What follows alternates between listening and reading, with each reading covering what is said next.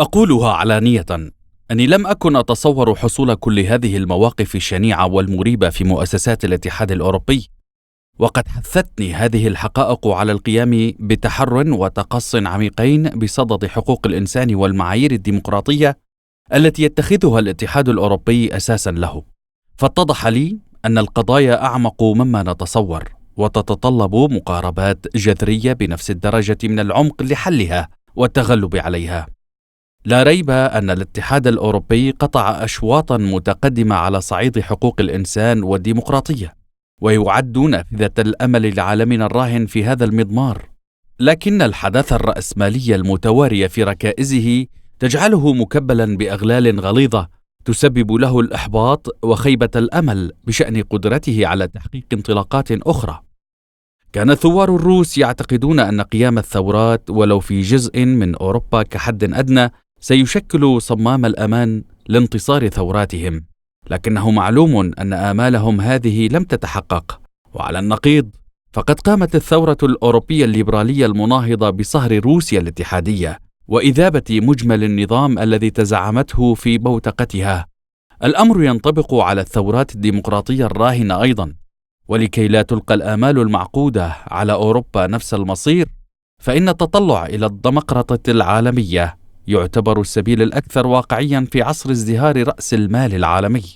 ولا يمكن للديمقراطية وحقوق الإنسان والحريات القائمة في أوروبا أن تكتسب معانيها السامية إلا في ظل هذه البراديغما. هذه الحجج والبراهين التي سعينا لشرحها بخطوطها العريضة تستلزم التحليل العميق للتصنيفات الأساسية التي أدت إلى عدم الرغبة في إعادة المحاكمة، وتضفي الأهمية على ضرورة إسقاط المحاور الأساسية التي تطرقت إليها سابقا في صلب مرافعاتي على مصادرها الأصلية. ورغم أن الاختزالية المفرطة تؤدي إلى ضلال وخداع جديين في الوعي، إلا أنه من المهم تحمل مثل هذه المخاطر باعتبار أن القضية نابعة من الحداثة، وبالأصل فالفصول الأساسية التي نحاول تحليلها تتسم بتكامل داخلي، ما سيحد من مخاطر الاختزالية إلى الحد الأدنى. يشكل الأسلوب ونسق الحقيقة الفصل الأول الذي رغبت في معالجته بعد المدخل. من المعلوم أن الأسلوب يعني السبيل أو الطريقة المألوفة في البحث. سيساعد تعريف هذه السبل المجربة تاريخيا وراهنا على تسليط الضوء عليها، ذلك أن إيضاح الأسباب الأولية للمفاهيم المنهجية بحسناتها ومساوئها سيؤمن السهولة في تحليلاتنا، إذ لابد من وجود طريق لسلوكه دائما. على الرغم من أننا لسنا متشبثين بالأسلوب على نحو مرضي، ما قصدناه بنسق الحقيقة هو أفضل الأساليب التي تمكننا من الوصول إلى معنى الحياة. ما هي الحقيقة التي طالما شغلت بال الإنسان وفكره؟ كيف أو هل يمكن الوصول إليها؟ بمعنى آخر، فالبحث عن أجوبة لقضاياها العالقة الممتنعة يأتي في مقدمة المواضيع التي يجب تحليلها في سبيل بحث جدي.